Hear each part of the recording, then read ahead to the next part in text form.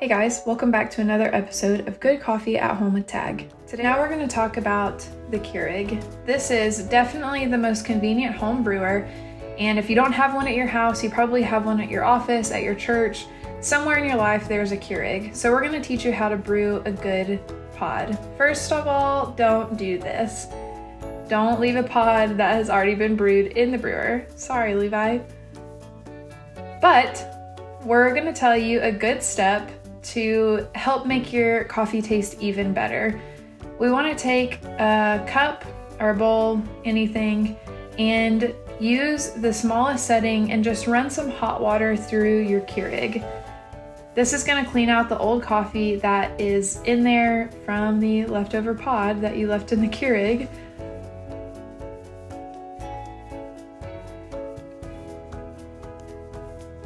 So after we've rinsed out the water, there are a couple things that we can do to make sure our coffee tastes the best coming out of a Keurig. The first thing is to choose the right brew setting. We recommend the 8-ounce setting or the middle one depending on your machine to brew your coffee with. We also recommend using Tag. Our pods are different from other pods because they hold 15 grams of coffee in them, as opposed to the normal 7 to 8 grams. This is what an unfilled Tag coffee pod looks like. You can see that the filter goes all the way to the bottom of the pod, allowing it to hold more coffee than normal. This little pod is also 100% recyclable. So again, the best things that you can do are to clean it out, to choose the right settings, and to use Tag.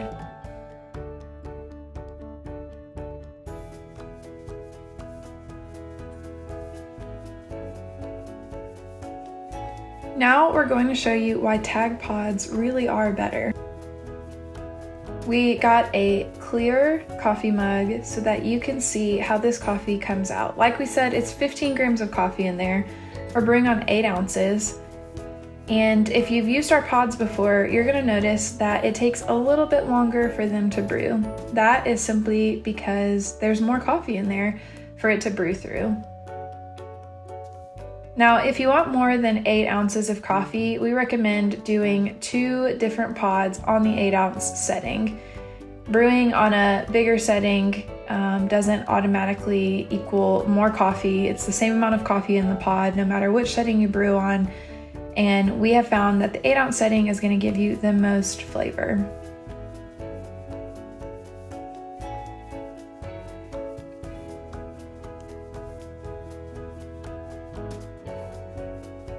Now that our coffee has finished brewing with a little bit more time than normal because there's more delicious coffee in there, we're going to throw the pot away, unlike last time. Now we're going to do the step that we tell you in every single video to do: stir your coffee. You'll never forget to stir your coffee again if you've watched enough of our brew method videos. Now we're going to brew a non-Tag coffee pod. Remember, these pods hold usually 7 to 8 grams of coffee in them, and we're going to use the same 8-ounce setting. We're going to speed it up, but brewing 7 to 8 grams of coffee as opposed to 15 is going to be a little bit of shorter time.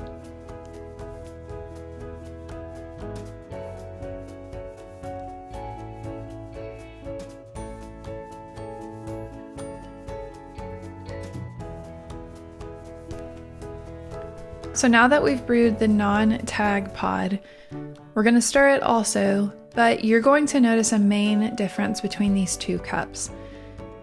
The one on the right is going to be a lot lighter in color than the one on the left.